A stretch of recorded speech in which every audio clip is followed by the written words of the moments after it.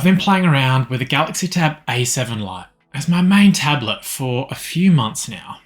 And while a very budget tab, it does have some redeeming qualities too. The biggest thing of note is how the A7 Lite bucks the go big or go home trend and makes for a rare showing in the small tab category, coming in at 8.7 inches. Its diminutive size stands in stark contrast to the flurry of tabs approaching 11 inches, with of course the S8 Ultra hitting 14.6. With a smaller screen though, you also benefit from less heft, being over 20% lighter, or around 100 grams, than something like the S6 Lite, which really makes it much more manageable and less tiring to use. It also opens up the ability for average male and female hands to grip the device across the back, a hold that makes for less balancing and finger cramps. The overall size has been amazingly refreshing to use.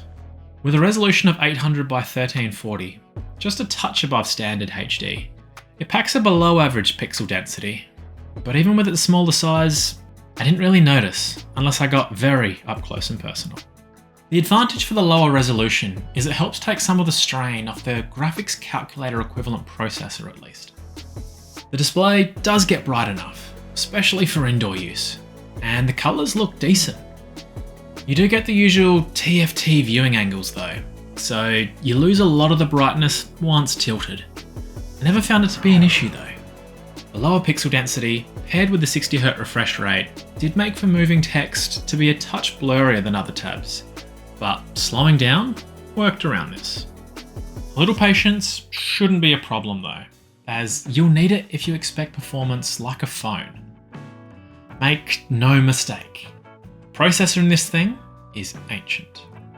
While the A7 Lite is a 2021 device, the chipset included is an entry-level one from way back in 2018. And the included RAM doesn't do it any favours either, with 3GB being the most common variant. Here's how it went on Geekbench 5, just for fun. It was the perfect excuse to debloat a large number of redundant packages Samsung includes though. And I feel like it did make things more responsive, or at least streamlined. I previously posted a how-to on this if you want to give it a go. Still, even with those limitations, I got some great use out of this thing, as long as it wasn't multitasking. With the included RAM, I really didn't expect much of course. It can hold apps for a little while, and it generally kept my ad blocker running in the background. But just expect when changing apps, don't have high hopes that they'll still be there for you, even with the RAM boost enabled. Just getting into the app switcher when there's a larger app running can even be a struggle. Maybe the limited multitasking is a partial feature, as if I get bored on my phone, I find myself flicking through 4 different apps.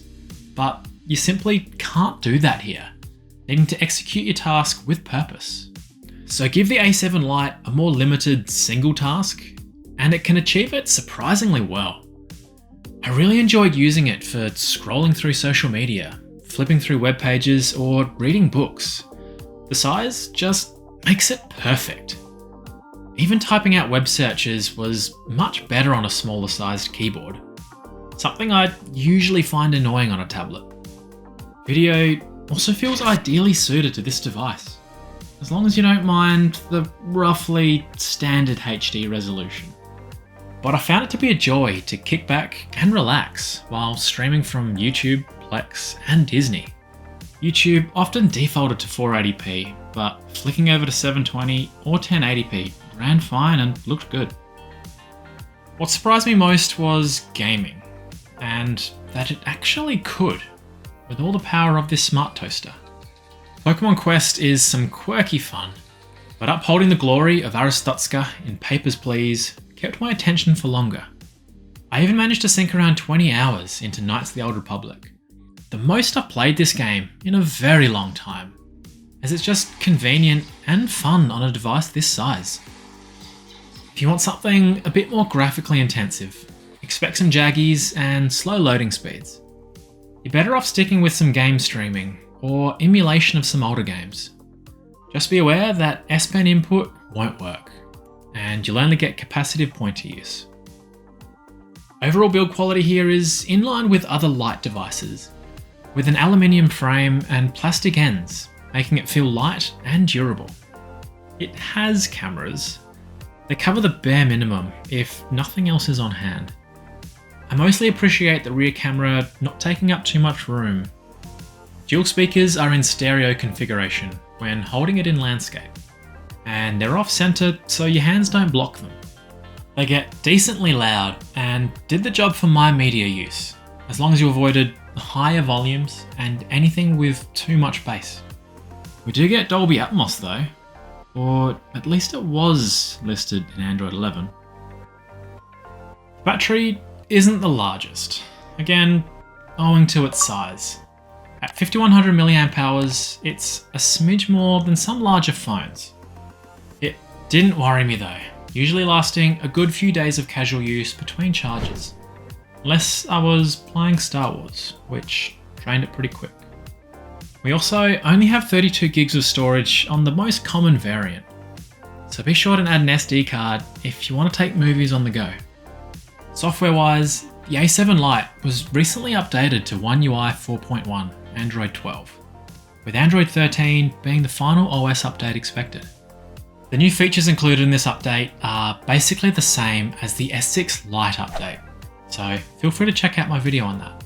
Overall, it runs well, with generally similar or better performance than Android 11. In fact, searching settings actually works now, where it would usually just time out on the previous version.